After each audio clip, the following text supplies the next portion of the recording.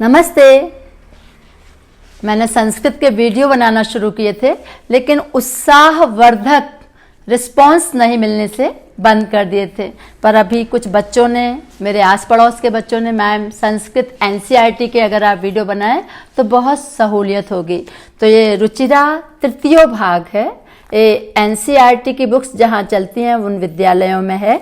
इसका एक वीडियो मैं पहले ही डाल चुकी और आज मैं इसका दूसरा पार्ट, विलस्य वाणी न कदापि मे श्रुता, इसका हिंदी अनुवाद करूंगी। तो आप ध्यान से सुनिएगा।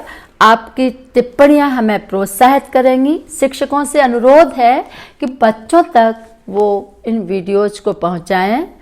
दोहरा लाभ होने में क्या समस्या है? तो मैं अनुवाद प्रस्तुत करती हूँ आपके समक्ष। लीजिए। आप सबको पाठ पढ़ने से पहले इस बात का पता हो कि ये कहानी है और ये कहानी पंचतंत्र से ली गई है।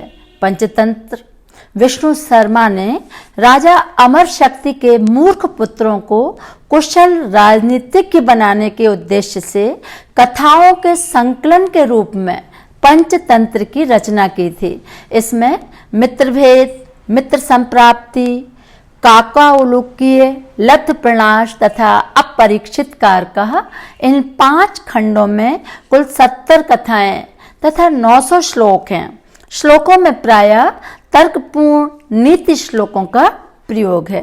पंचतंत्र का अनुवाद 4th शताब्दी के आसपास ईरान की पहलवी भाषा में हुआ था। इसी के आधार पर विदेशी भाषाओं में इसके अनेक अनुवाद हुए। तो ये पंचतंत्र का तृतीय तंत्र है और इस कहानी को मैं विलस्य वाणी न कदापि मे श्रुता आपके समक्ष प्रस्तुत कर रही हूँ।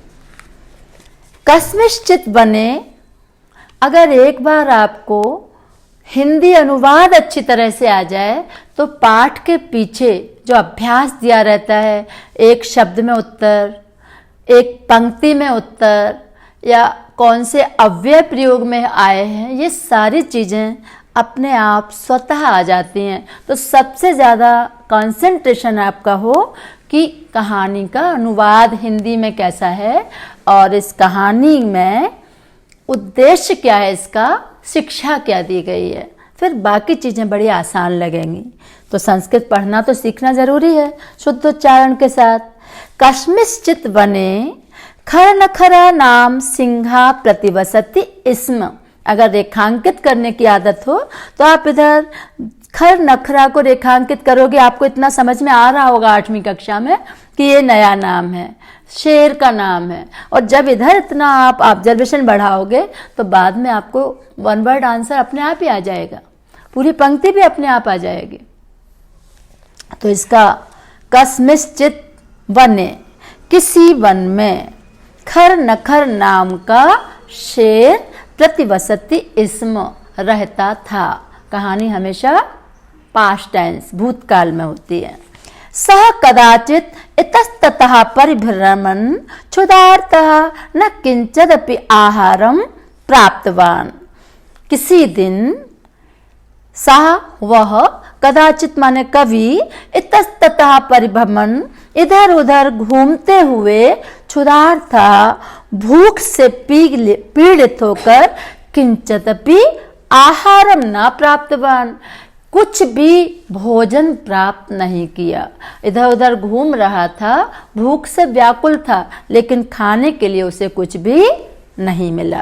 तथा सूर्यास्त समय एकाम महती गुहाम दृष्ट्वा सा अचिंत्यत।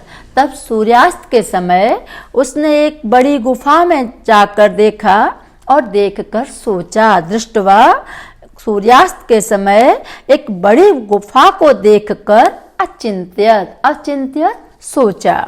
नूनम एतस्या गुहायाम रात्रौ कोऽपि जीवः आगच्छति। नूनम निश्चित ही इस गुफा में रात्रि के समय कोई जीव आता है। अतः अत्रैव निगूढ़ो भूत्वा तिष्ठामि इति, अतः मैं इसी जगह, इसीलिए यहाँ निगूढ़ो माने छुपकर, भूत्वा छुपकर क्रिया है ना, तिष्ठामि ठहरता हूँ, मैं इधर ही छुपकर बैठ जाता हूँ, इधर ही ठहर जाता हूँ। तो ये पहला आपका अनुच्छेद था। एक शेर की बात थी, भूखा था शेर। कहानी हिंदी में पूरी अच्छी तरह आ जाए, जिसको इंग्लिश अच्छी लगती है उसको इंग्लिश में ट्रांसलेट करता जाए तो आपको कहानी आ जाएगी और कहानी का मंतव्य स्पष्ट हो जाएगा। एतस्मिन् अंतरे गुहाया स्वामी दधिपुच्छ नाम शृगाला समागच्छत। एतस्मिन् अंतरे, इसके पश्चात गुफा में दधिपुच्छ नाम का एक शृगाल आया। साचा यावत पश्यति तावत सिंह पद पद्धति गुहायाम प्रविष्टा दृश्यते। वह जहाँ तक, यावत उसकी नजर जाती है, जहाँ तक देखता है, सिंह पद पद्धति, शेर के पैरों के निशान गुहायाम प्रविष्टा दृश्यते, गुफा में प्रविष्ट हुए दिखते हैं, आते हुए दिखते हैं। नाचा बहिरागता, लेकिन बाहर जाते हुए नहीं दिखते। मतलब वो बुद्धि से उसने कितना ध्यान से देखा कि शेर आया तो है लेकिन निकला नहीं है।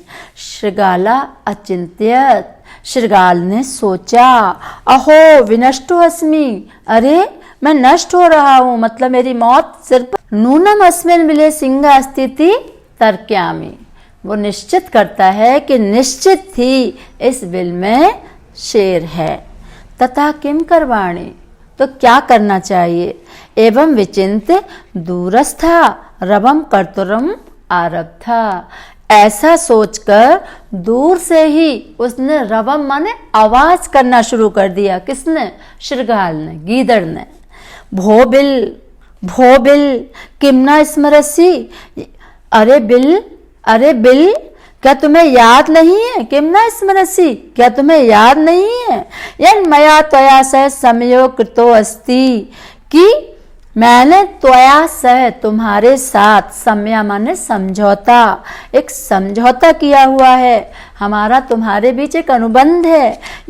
यदा अहम बाहर आगता, कि जब मैं बाहर से आऊंगा, प्रत्यागमिष्यामि, प्रत्या माने लौटूंगा, बाहर से लौटूंगा, तदा तुम माम अकारष्यसि, तब तुम मुझे पुकारोगी। यदि तुम माम आह्वान्यसि तहेरहं द्वितीय बलम यास्यामि इति, अगर तुम मुझे नहीं बुलाती हो, तहेर माने तो, मैं दूसरे बिल में चला जाऊंगा।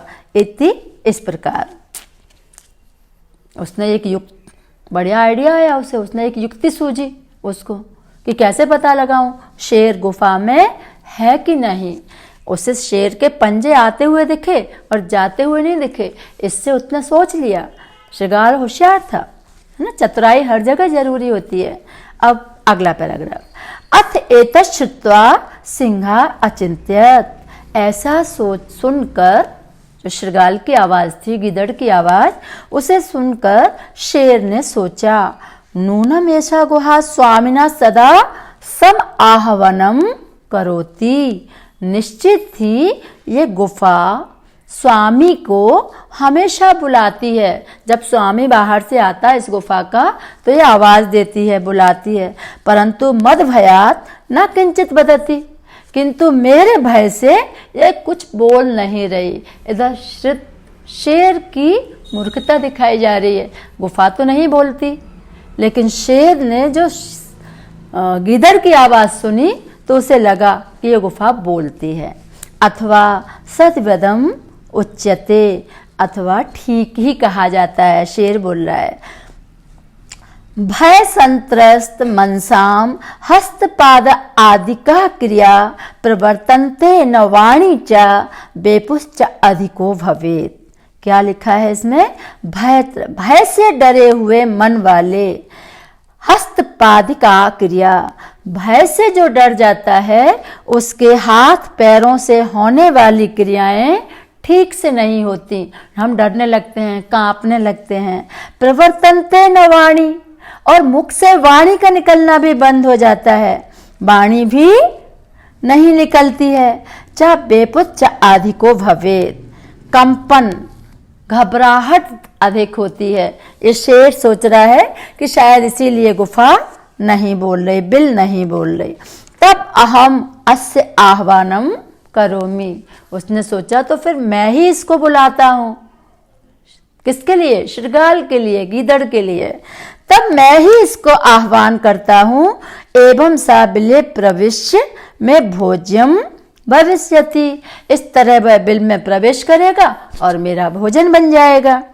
इत्थम विचार्य सह सहसाम शृगालस्य आह्वानम अकरोत, ऐसा सोचकर शेर ने अचानक गीदड़ को पुकारा। सहसा माने अचानक। सिंहस्य उच्च गर्जन प्रतिध्वनिना सा गुहा उच्च शृगालम आहयत, शेर की गर्जना, गूंज, प्रतिध्वनि जो आवाज वापस लौट के आती है, तो शेर की गर्जना गूंज से वह गुफा जोर से गीदड़ को पुकारने लगी। उच्च शृगालम आहवत, जोर से गीदड़ को पुकारने लगी। अनेन अन्यपि पशुभा भयभीता अभवन, इससे दूसरे पशु भी व्याकुल हो गए।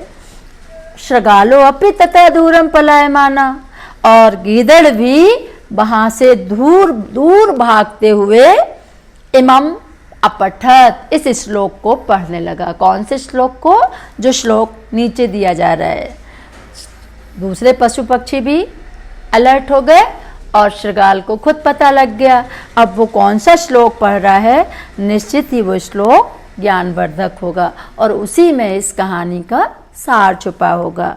अनागतम यह कुरुते सा शोभते, अनागतम यह कुरुते, अनागतम माने आने वाले, जो आने वाले कल का, जो संभावित आपत्ति आने वाली है, अर्थात जो दूरदर्शिक सोच रखता है, तो जो आने वाले कल का उपाय करता है, सा शोभते, वही शोभित होता है, उसी की तारीफ होती है, वही इधर आदरणीय बन जाता है। सा शोच्यते यो न करो त्यागतम, और सा माने वह व्यक्ति, शोच्यते का अर्थ शोचनीय बन जाता है, चिंतनीय बन जाता है, बहुत दुखी हो जाता है, जो आने वाले कल का उपाय आज नहीं करता। वने अत्र संस्थस्य समागता जरा, यहाँ वन में मेरा बुढ़ापा, जरा माने बुढ़ापा, मेरा बुढ़ापा आ गया। बिलस्य वाणी न कदापि में सुनता, लेकिन मैंने तो कभी बिल की वाणी नहीं सुनी, मेरे द्वारा तो कभी बिल की वाणी नहीं सुनी गई। और इस शेर, इसे लगता है कि बिल बोलता है, गुफा बोलती है, तो ये तो इसकी मूर्खता है। तो इधर एक कम शक्ति वाला गीदड़ महाशक्ति वाले शेर से, जो शेर राजा भी कहा जाता है, उससे कैसे विजय को प्राप्त हुआ, कैसे उसने अपनी मृत्यु की आहट को पहचान लिया और कैसे उसने समय रहते इससे दूर होने का रास्ता भी खोज लिया, ये इस कहानी में दिखाया गया है। और इस सीख क्या देती है कि हमें दूरदृष्टि वाला बनना चाहिए, कल के बारे में आज ही सोच के रखना चाहिए। इस कहानी को अगर आप अच्छी तरह से जीवन में उतारोगे तो निश्चित ही आपका जीवन भी बहुत अच्छा होगा। लेकिन इसके लिए शब्दार्थ अच्छी तरह तैयार करें, प्रश्नों के उत्तर और अभ्यास के कार्य को, ये बहुत सुगम हो जाएगा अगर आपको कहानी अच्छी तरह हृदयंगम हो गई। तो ये थी NCERT की पुस्तक रुचिरा का पाठ 2। धन्यवाद।